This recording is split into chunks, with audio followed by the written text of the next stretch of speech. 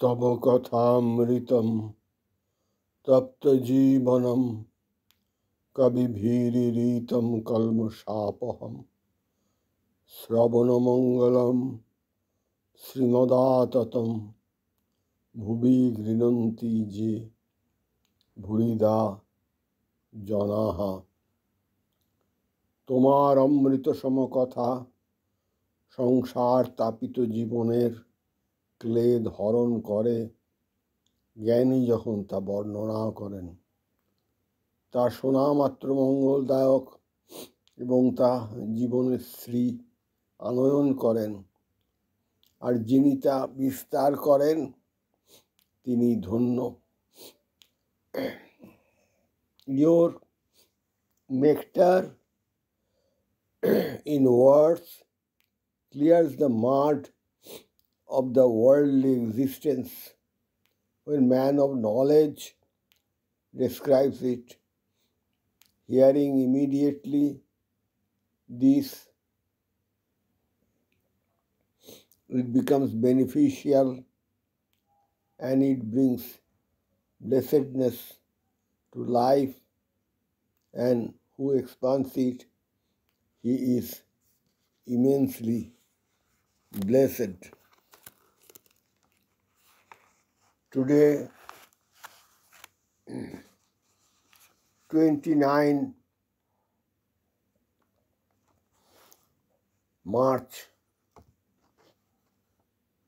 2025, Saturday, morning hour, about early morning, 2:20 a.m. Let me read for my own benefit and kind listeners or in my YouTube facility.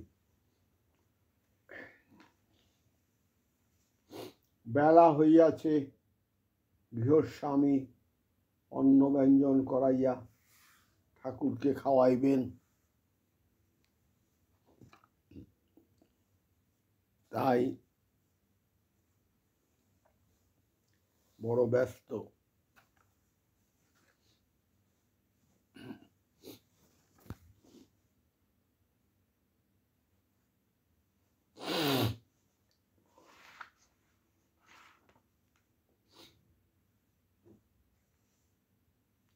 তিনি ভিতর বাড়িতে গিয়াছেন, খাবার উদ্যোগ ও তত্ত্বাবধান করিতেছেন। বেলা হইয়াছে, তাই ঠাকুর ব্যস্ত হইয়াছেন। তিনি ঘরের ভিতর একটু পাদচারণ করিতেছেন, কিন্তু সহাস্য বদন। কেশব কীর্তনিয়ার সঙ্গে মাঝে মাঝে কথা কইতেছেন। ঈশ্বর কর্তা, অথচ কর্মের জন্য জীবের দায়িত্ব, রেসপন্সিবিলিটি। Although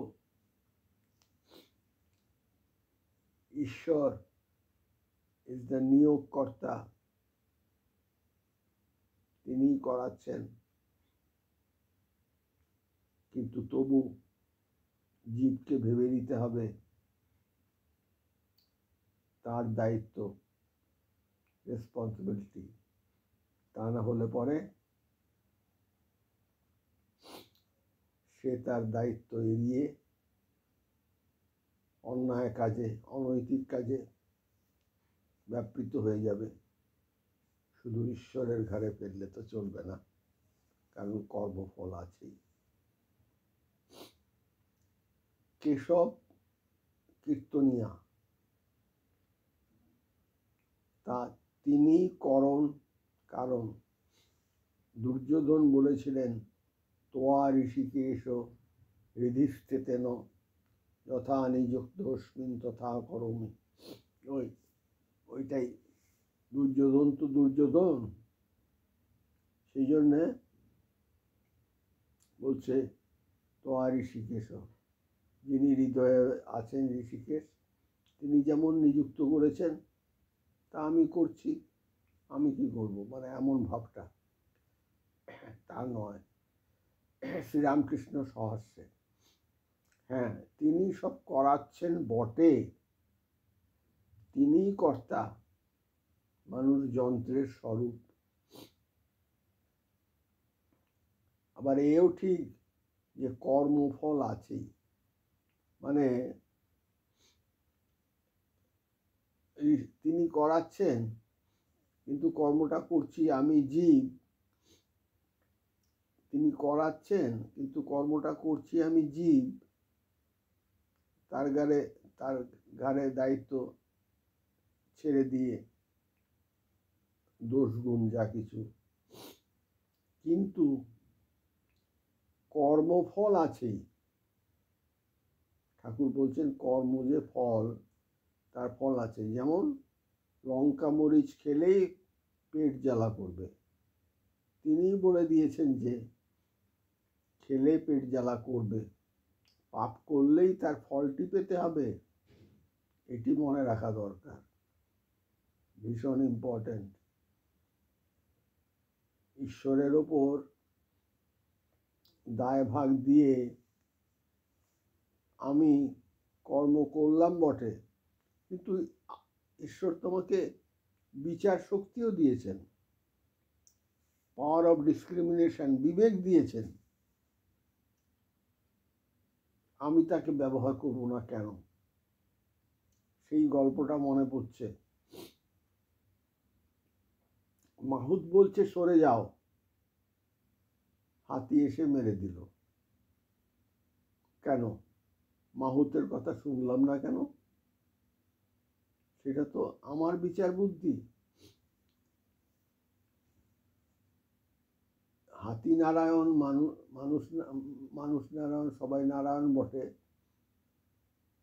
সেই জন্য তো ছাড়ার নেই। কারণ আমি শুনতে পাচ্ছি মাহুত বলছে সরে যাও সরে যাও, আমি সরলাম না, দাঁড়িয়ে রইলাম, হাতির লাথি খেলাম। এইটা আমার কর্মফল এবং আমার বিবেক বুদ্ধিহীনতা, আমার বিবেচনা বুদ্ধিহীনতার পরিচয়। ঠাকুর ঈশ্বর আমাকে বোকা করে পাঠাননি, বুদ্ধি দিয়েছেন, বিচার দিয়েছেন। সেই জন্যই বলছেন আবার এও ঠিক যে কর্মফল আছেই, লঙ্কা মরিচ খেলেই পেট জ্বালা করবে, তিনি বলে দিয়েছেন যে খেলে পেট জ্বালা করবে, পাপ করলেই তার ফলটি পেতে হবে। যে ব্যক্তি সিদ্ধি লাভ করেছে, ঈশ্বর দর্শন করেছে, সে কিন্তু পাপ করতে পারে না। ভীষণ বড় কথা, খুব ইম্পর্টেন্ট কথা। কেউ যদি ঈশ্বর দর্শন করে, কেউ যদি শুদ্ধ চৈতন্যতে মিশে যেতে পারে, কেউ যদি ব্রহ্মজ্ঞ হয়, তাহলে তো পাপ করবেই না, সে তো পাপ করবেই না। যে ব্যক্তি সিদ্ধি লাভ করেছে, ঈশ্বর দর্শন করে, সে কিন্তু পাপ করতে পারেই না। সাধা লোকের বেতালে পা পড়ে না, যার সাধা গলা, তার সুরেতে সারে গা মা এসে পড়ে, অন্য কিছু বেসুরো হবার উপায় নেই। কি অসাধারণ কথা। অন্ন প্রস্তুত, ঠাকুর ভক্তদের সঙ্গে ভিতর বাড়িতে গেলেন ও আসন গ্রহণ করিলেন। ব্রাহ্মণের বাড়ি ব্যঞ্জনাদি অনেক রকম হইয়াছিল, আর নানাবিধ উপাদেয় মিষ্টান্নাদি আয়োজন হইয়াছিল। বেলা 3টে বাজিয়াছে। আহারান্তে শ্রীরামকৃষ্ণ ঈশানের বৈঠকখানায় আসিয়া বসিয়া আছেন। কাছে শ্রীশ ও মাস্টার বসিয়া আছেন। ঠাকুর শ্রীশের সঙ্গে আবার কথা কইতেছেন। শ্রীরামকৃষ্ণ, তোমার কি ভাব, সোহম না সেব্য সোহম? সেবক। সোহম, হোহম মানে জ্ঞানযোগী, জ্ঞানের পথ। আমি, তিনি, সোহম আমি সে, এই ভাব, অর্থাৎ বেদান্তের পথ। আর সেব্য সেবক মানে ভক্তের পথ। একটা জ্ঞানের পথ, একটা ভক্তের পথ। গৃহস্থের জ্ঞানযোগ না ভক্তিযোগ, এটা প্রসঙ্গ। সংসারীর পক্ষে ঠাকুর বলছেন, সংসারীর পক্ষে সেব্য সেবক ভাব খুব ভালো। যারা সংসারী তারা ভক্ত হলেই সুবিধা, ভক্ত হলেই সুবিধা। যদিও ভক্ত হচ্ছে মানে ভক্ত হচ্ছে দ্বৈত, তুমি ঈশ্বর আমি তোমার ভক্ত, কিন্তু সহজ। আমি তোমাকে আশ্রয় করে তোমার ওপর নিবেদিত প্রাণ হয়ে পড়ে রইলাম, তুমি আমাকে দেখো, এই আর কি। সংসারীর পক্ষে সেব্য সেবক ভাব খুব ভালো। কেননা সব করা যাচ্ছে, সে অবস্থায় আমি সেই, এই ভাব কেমন করে আছে? সবই আমি করছি, তাহলে সোহম আমি সেই ভাব কেমন করে আসে? যে সোহম যার অবস্থা, সে সবসময় অত্যন্ত উন্নত প্রাণ। সবসময় আমি সেই ভাব কেমন করে?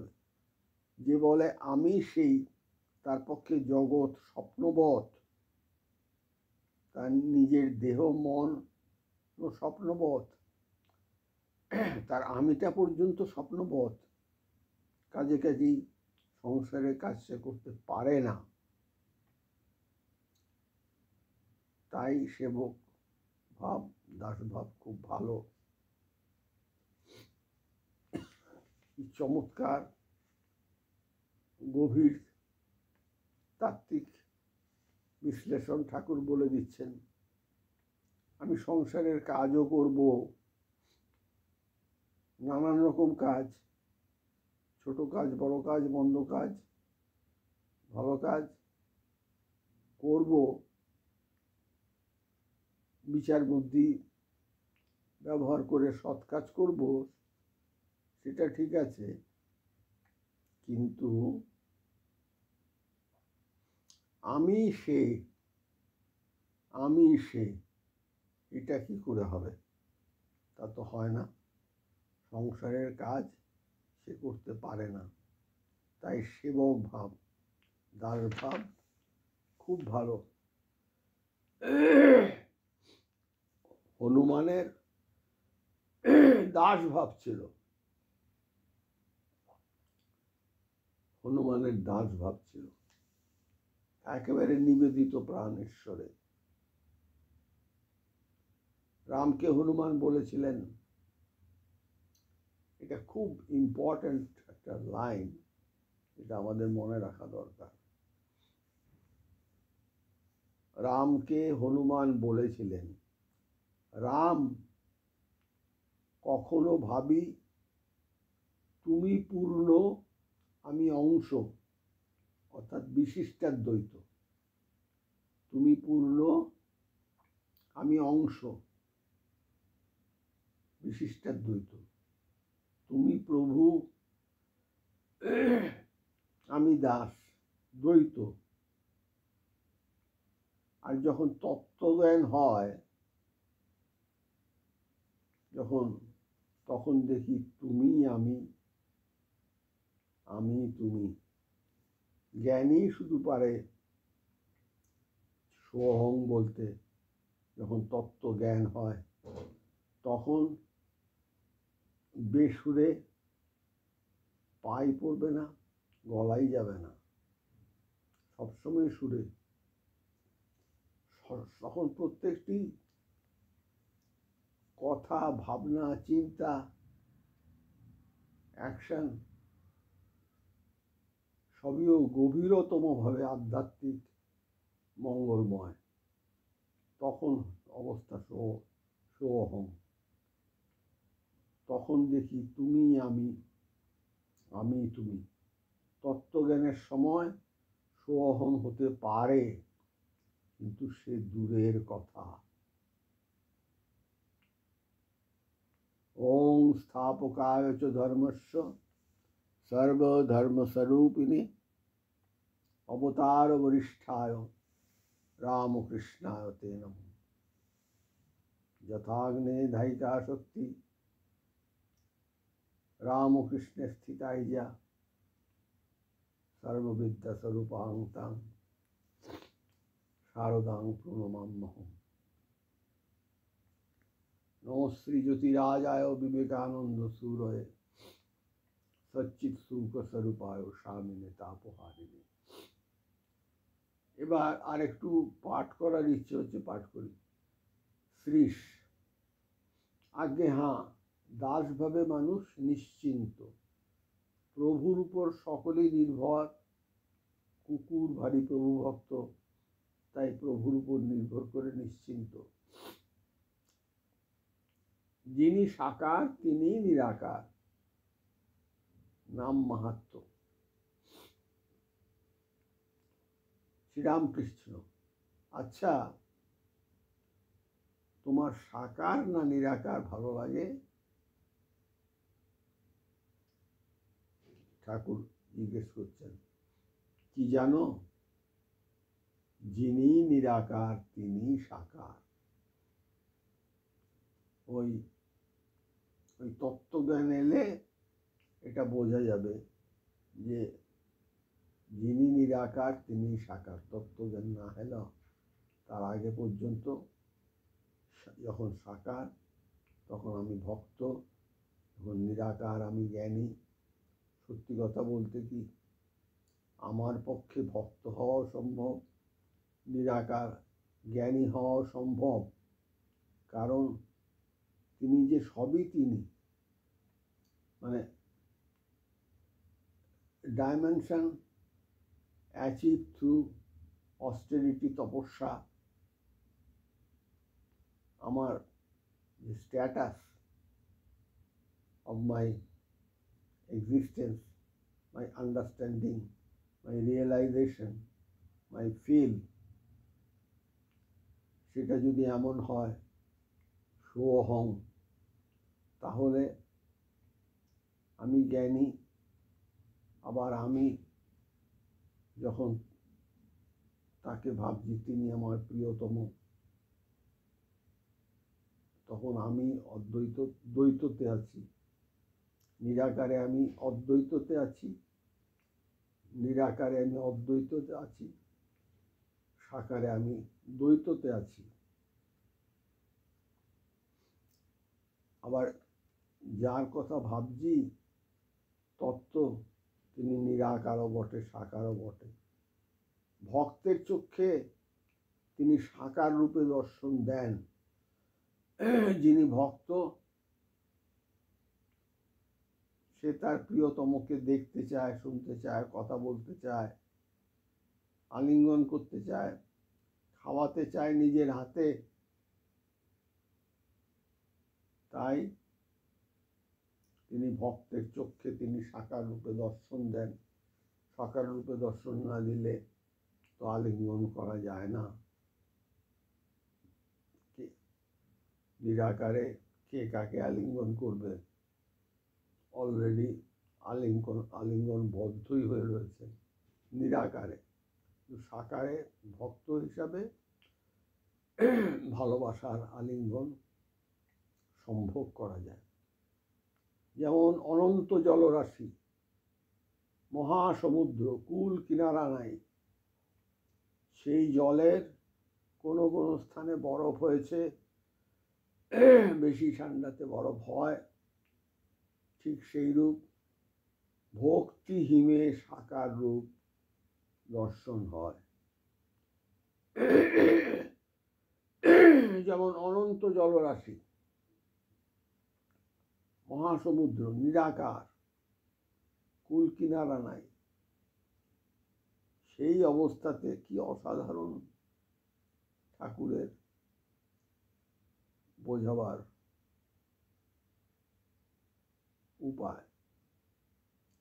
লোকে বলে উপমা কালিদাসস্য, এ তো উপমা রামকৃষ্ণস্য। বলি আবার,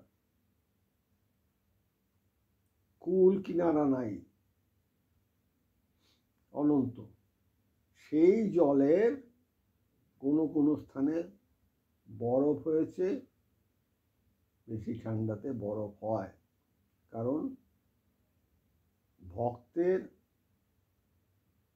আকর্ষণে নিরাকারও জমাট বাঁধে, এদের সাকার হয়। ঠিক সেইরূপ ভক্তিহীনে সাকার রূপ দর্শন হয়। আবার যেমন সূর্য উঠলে বরফ গলে যায়, সূর্য উঠলে বরফ গলে যায়, অর্থাৎ জ্ঞান সূর্য। আমি বুঝতে পেরেছি তুমি আজকে বরফ, তুমি আবার একটু পরে জ্ঞান সূর্য উঠলে তুমি আবার জলে পরিণত হবে। যেমন জল তেমনি জল। সেইরূপ জ্ঞান পথ, বিচার পথ দিয়ে গেলে সাকার রূপ আর দেখা যায় না, আবার সব নিরাকার। জ্ঞান সূর্য উদয় হওয়াতে সাকার বরফ গলে গেল। কিন্তু দেখো, যারই নিরাকার তারই সাকার। সেটা যেমন ঈশ্বর তত্ত্বের জন্য, শুদ্ধ চৈতন্যের জন্য, ভক্তের জন্য বটে। ভক্ত, তিনি ভক্ত, মানে ভক্তের জন্য বটে বলতে যিনি তপস্যা করছেন, তিনি জানতে চাইছেন সত্য, তিনি নিরাকারেও পৌঁছতে পারেন, আবার সাকারেও পৌঁছতে পারেন, যেমন চাইবেন। সন্ধ্যা হয় হয় ঠাকুর গাত্রোত্থান করিয়াছেন। এইবার দক্ষিণেশ্বরে প্রত্যাবর্তন করিবেন। বৈঠকখানা ঘরের দক্ষিণে যে রক আছে, তাহার উপর দাঁড়াইয়া ঠাকুর ঈশানের সহিত কথা কইতেছেন। সেইখানে একজন বলিতেছেন যে ভগবানের নাম নিলেই যে সকল সময় ফল হবে এমন তো দেখা যায় না। ঈশান বলিলেন, সে কি? অশ্বত্থের বীজ এত ক্ষুদ্র বটে, কিন্তু উহারই ভিতরে বড় বড় গাছ আছে। দেরিতে সে গাছ দেখা যায়। শ্রীরামকৃষ্ণ, হা হা, দেরিতে ফল হয়, এ বড় অপূর্ব কথা। আমরা দেখি একটা বীজ, বীজের ভেতর তত্ত্ব ইনভলিউট হয়ে রয়েছে, ইনভলিউট। সেই ইনভলিউশন থেকে ইভলিউশন, ইনভলিউশন থেকে ইভলিউশন, ইনভলিউশন হয়ে রয়েছে বীজের মধ্যে। তত্ত্ব তো বিশাল মহিরুহ, সময়ে, প্রক্রিয়ায়, অর্থাৎ তপস্যায়, জানবার চেষ্টায়, তার থেকেই বিশাল মহিরুহ জন্ম হয়। সেটা হচ্ছে ইভলিউশন হলো, এবং তাকে সময় দিতে হবে। সেই সময় কি না, তপস্যা, ঈশ্বর চিন্তা, জানবার চিন্তা। ঈশান নির্লিপ্ত সংসারী পরমহংস অবস্থা। ঈশান সম্বন্ধে বলা হয়েছে। ঈশানের বাড়ি, ঈশানের শ্বশুর ক্ষেত্রনাথ চাটুর্যের বাড়ির পূর্ব গায়ে 2 বাড়ির মধ্যে আনাগোনার পথ আছে। চাটুর্য মহাশয়ের বাড়ির ফটকে ঠাকুর আসিয়া দাঁড়াইলেন। ঈশান সবান্ধব ঠাকুরকে গাড়ি তুলিয়া দিতে আসিয়াছেন। ঠাকুর ঈশানকে বলিতেছেন, তুমি যে সংসারে আছো ঠিক পাকাল মাছের মতো, পুকুরে পাক থাকে কিন্তু গায়ে পাক লাগে না।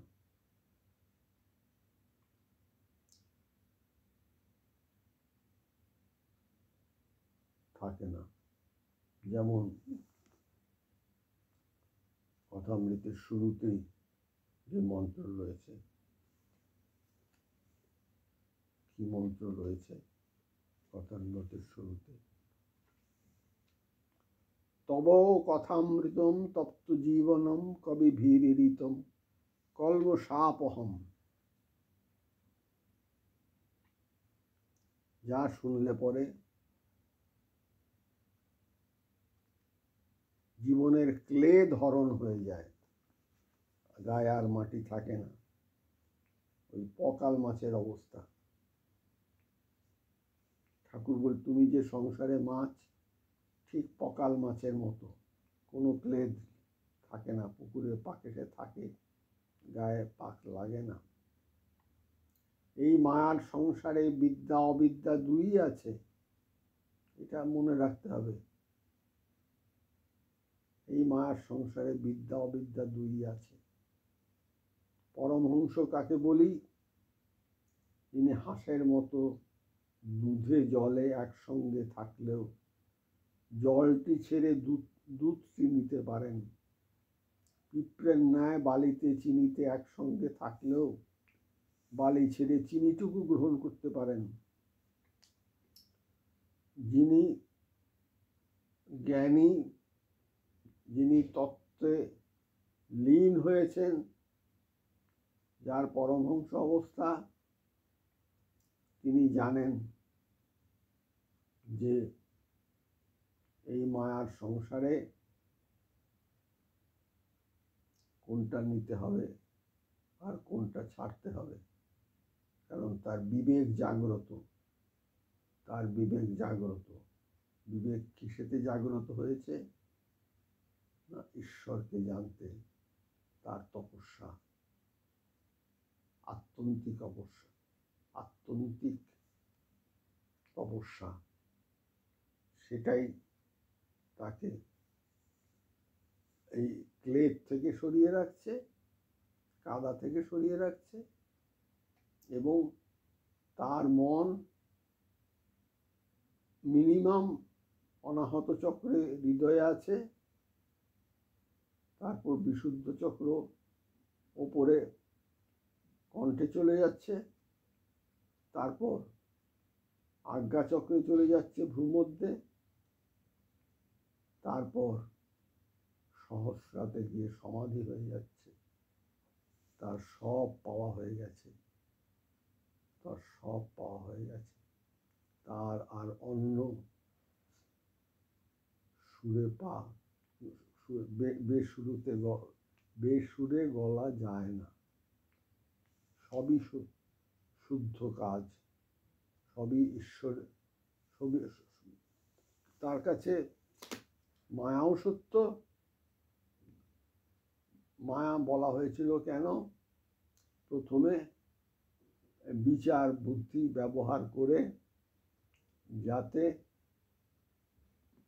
এই যে সংসারের প্রতি যেন বৈরাগ্য আসে, সেই জন্য বলা হয়েছিল যে জগৎ মিথ্যা, ব্রহ্ম সত্য, জগৎ মিথ্যা।